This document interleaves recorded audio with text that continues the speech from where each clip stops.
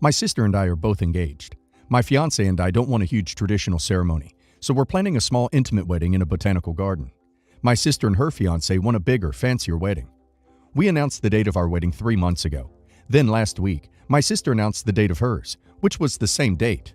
I assumed she'd just forgotten it was the date of my wedding, but when I asked her about it, it was clear she hadn't forgotten. She said that there had been a cancellation for that day at her dream venue, and she just had to take it. She suggested I change my date, which I refused to do. She took it to my parents, and they're now pressuring me to change the date of my wedding. They agreed it was silly of her to book her wedding on the same day as mine, but they say since it would be easier and cheaper for me to change it, I should just do it. It's true that it would be cheaper, but easier is debatable, since all my sister is booked currently is the venue, while my fiance and I have already booked everything. For a bit of additional context, I've always felt like our parents prioritize my sister over me. There have been multiple times we both had an event on the same day, and our mom showed up to hers and asked a friend to film mine, but never vice versa. Whenever there was something we couldn't afford for both of us to do, she was the one who got to do it. Maybe it's a little childish to bring this stuff up now that we're both fully grown adults, but this situation just brought up all my frustration from before. Thus far, I am still refusing to change the date. In my mind, my sister knowingly made a mess, so she can fix it. But am I the a-hole here? Not the a-hole. What kind of narcissistic a-hole sister plans her wedding on the same day as yours? That's insane. And then makes the presumption you'd just change it. I mean, if she called you and tried to explain how it was her dream spot and how hard dates are to come by and asked you if you'd be willing to adjust, that would be one thing. Even then, I'd expect her to offer to foot the bill for all costs related to changing your date. Your sister and probably your parents are all a-holes here. Stay strong, stay true. Don't change that date for anything. Duck them. Just be prepared in the case your parents don't show up to yours. Or maybe change the date, go to hers, and object. That would really send the message. You are definitely not the a-hole. Unless you object. Then you'd be a funny a-hole. Not the a-hole. Very inconsiderate of your sister to book a date she already knew you had announced 3 months ago. Shame on your parents, too. Go through with your plans. Celebrate with those who attend. And maybe spend holidays with your fiance's family. Congrats on the wedding, and best of luck. Ella, 31 female, used to be married to my brother-in-law, 37 male. Brother-in-law is now married to Julie, 40 female. Even though Ella and brother-in-law are divorced, I still see her as my sister-in-law. Brother-in-law divorced her. I didn't. We are still very close and refer to each other as our sister-in-law. Last month, I, 40 female, joined Facebook as one of my siblings is moving abroad next year, and I want to keep in contact with them. Ella is in a relationship with James, 40 male. Ella has recently announced on social media that she is pregnant with the third child. She and brother-in-law have twins. She is due in March. She had posted it on her social media, which she does not have Julie or brother-in-law on. I have added Julie and brother-in-law to keep the peace within the family, but Ella has shown me how to change the settings on posts, so if I want to post something that has her in it, then Julie and brother-in-law can't see it. I've started to crochet and knitting for Ella's new baby. For the twins, I made blankets, and I made the hats and cardigans that they came home in. I wanted to do the same for the new baby as well, and I don't want my new niece or nephew to feel left out. I posted a picture of the hat I had made for the new baby on one of my children's teddies. I captioned it that, very excited to be knitting and crocheting for a new family baby, and am excited to become an aunt again. I didn't tag anyone in it. I didn't say who was having the baby or anything. As I hadn't mentioned Ella in it at all, I figured it would be safe to let brother-in-law and Julie see it. Well, Julie commented underneath the post, demanding I take it down, furious that I had dared to post about her being pregnant. I had no idea that she was pregnant. Julie never struck me as wanting children, as she is so cold with the twins and my children. Brother-in-law and Julie have now been contacting me and husband, 40 male, demanding that we take the post down, telling us that we should know better than to announce someone else's pregnancy. Julie has said that we are making her sick with stress, as she didn't want to be announced this early. Julie is 7 weeks pregnant. I haven't said anything to brother-in-law or Julie about Ella being pregnant, as I know Ella wouldn't want them to know. I have left the post up, but have told Julie and brother-in-law that the post wasn't about them, and that I'm not just an aunt to their future child, and that I have siblings who could also be expecting. I feel like I might be the a-hole, as my post accidentally revealed that Julie is pregnant, even if it was revealed by Julie herself. I feel bad about it, as I know how stressful those early weeks can be, with worrying that everything is okay before your 12-week scan. Oops! Julie outed herself, and this makes her a double a-hole, for also assuming the hat that you made was intended for her baby. Actually, let's ramp that up a bit. We'll make that order a flaming triple a-hole, with a side of large fries and a Coke, for also throwing accusations around without asking like any reasonable human being would at first. Can we also order an extra a-hole on the side, since we have to include brother-in-law for defending his wife's behavior. After all, he wasn't even decent enough to ask you himself either. Being pregnant doesn't excuse anyone from acting crazy and accusatory, and even berating you on Facebook. Leave the post up, ignore their calls and messages, and block them if you have to. In the meantime, I think it's time for Julie and brother-in-law to wash a chill pill down with a nice cold refreshing bottle of Shut the Duck Up. Not the a-hole. Not the a-hole. You didn't reveal her pregnancy. Julie seems like a piece of work though.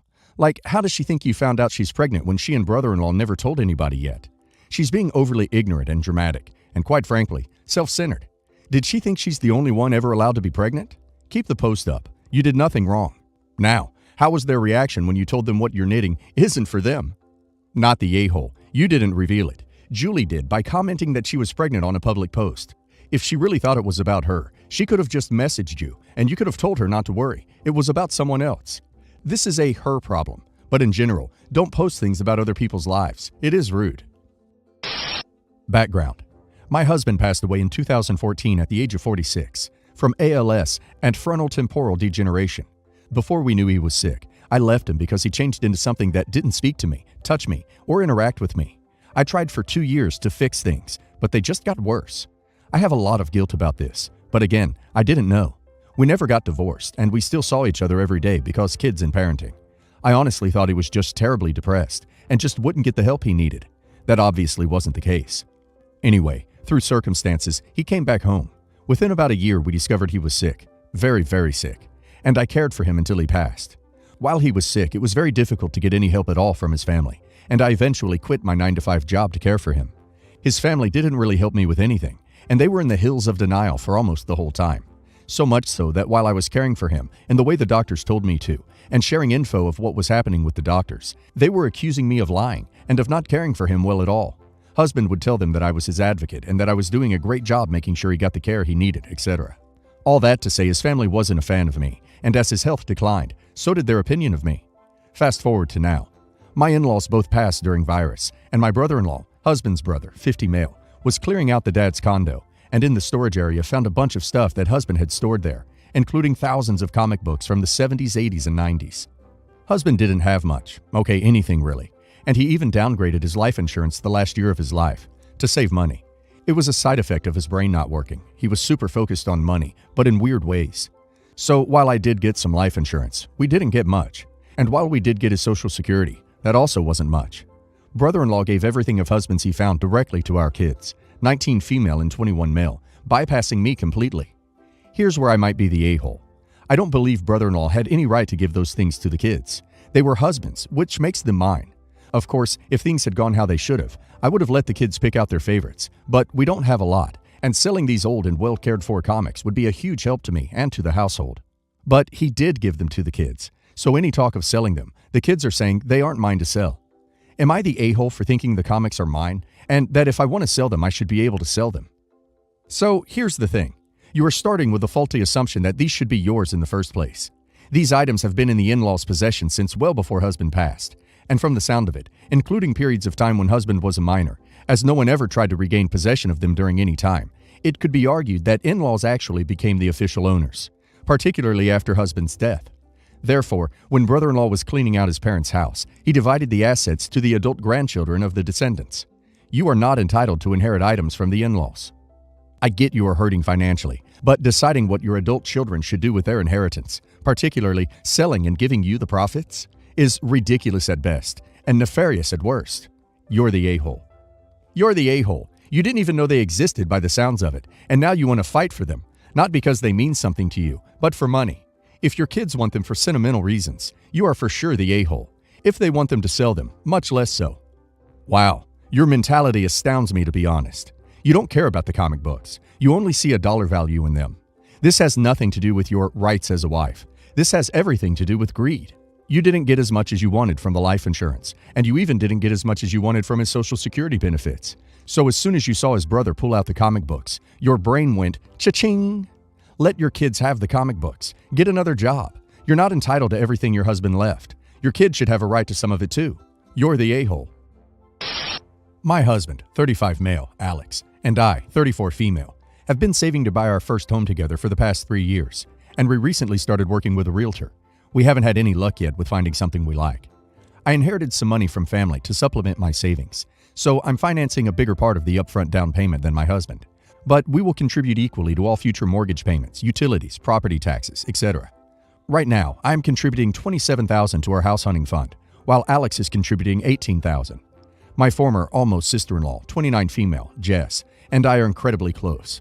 We helped each other through the insane trauma of her losing her entire family, mom, dad, older brother, my former fiancé, in a horrible car accident around 8 years ago, and I truly think of her almost like my own little sister. We both struggle a lot in the aftermath, Jess especially, but she's so incredibly strong and is now 15 months sober. Unfortunately, she has had quite a few money problems throughout the years and is now being threatened with foreclosure of her childhood home. The other day, Jess asked if she could borrow $10,000 from me to help reinstate her mortgage. She doesn't have the best credit, so getting an official loan will be difficult with her without a cosigner. She has borrowed small amounts of money from me over the years, but never this much. If I lent Jess the $10,000, it would probably set my husband and I back around 1 or 2 years in terms of our plan to buy a house. So I told Jess I would have to talk it over with him. He knows about my former fiancé and about my special relationship with Jess, but he doesn't like her very much and thinks she is too immature and irresponsible for her age, and that I baby her. He is strongly against me letting her borrow the money, especially because we wanted to buy a home before having kids, and so he wants to find a place in the next 6 months instead of in 1 or 2 years. I agree it would be better for us to have a house before having kids, but I'd be okay with waiting longer to make that happen.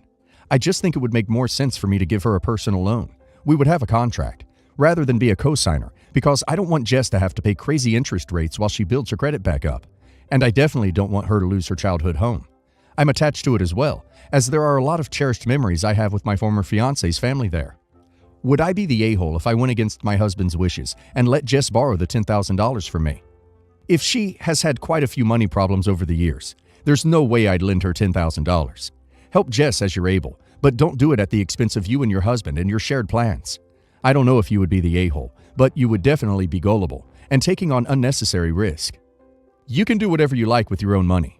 However, if you loan money to someone in a situation that would delay your life with your husband's life by years, he would not be wrong to be super resentful at a minimum, or even leave you over it. What is more important to you? Leaning you're the a-hole. You're the a-hole if you loan someone that amount of money without your spouse's agreement. That is a big financial risk. There is a reason sister-in-law has a poor credit rating. It is not up to you to bail her out. Can you afford to give her $10,000? Because she will likely never pay it back. My 42 female, fiancé, 45 male, and I have been together for 8 years. For the past several Christmases, we end up arguing about the gifts he's got for me, and I end up not getting him the right things either. So to try to avoid that this year, I brought up making lists for each other. He seemed okay with that, until I said that I don't want him to get me specifically any purple or any scarves. That was it. He got mad and said I should be grateful for whatever I get, and that since I'm poor, I'm a stay-at-home mom with very little income, that I should just be happy to get anything at all. He says I'm spoiled for saying anything, and that I ruin Christmas every year. Basically, he thinks he can get me whatever, including a purple scarf, and I should just be happy and say thank you and wear it. Am I the a-hole for saying what I do or don't want as gifts for Christmas, and telling him to not get me anything if he can't abide by my wishes? Edited to add, I don't hate purple, and sometimes I wear purple, though it's rare that I buy anything on purpose. I sometimes get hand-me-downs or buy bags of second-hand clothes in my size, style. The main reason I don't want purple things is because my mom only wears purple aside from neutrals. Seriously, she is the purple queen. But then when he and I get into arguments over other random things, he often says that I'm just like my mom, which I don't think is true, but that part doesn't matter. If he doesn't like that I might be like my mom, why does he buy me things so that I look like her? It's exhausting just thinking about why. You're poor? You're his damn fiancé. Leave him and find a man that respects you. Not the a-hole. You are his partner. You're only poor if he's poor. The larger issue is his disrespect and failure to consider you to a unit financially. Of course, if you tell him you don't want a purple scarf, he shouldn't fly off the handle saying you're spoiled and should be grateful for a purple scarf. Does he even like you? Not the a-hole, but I think you should reconsider your relationship with someone who insults you immediately, just for mentioning your preferences. Also, what kind of spouse is he that he doesn't get you things in your favorite color?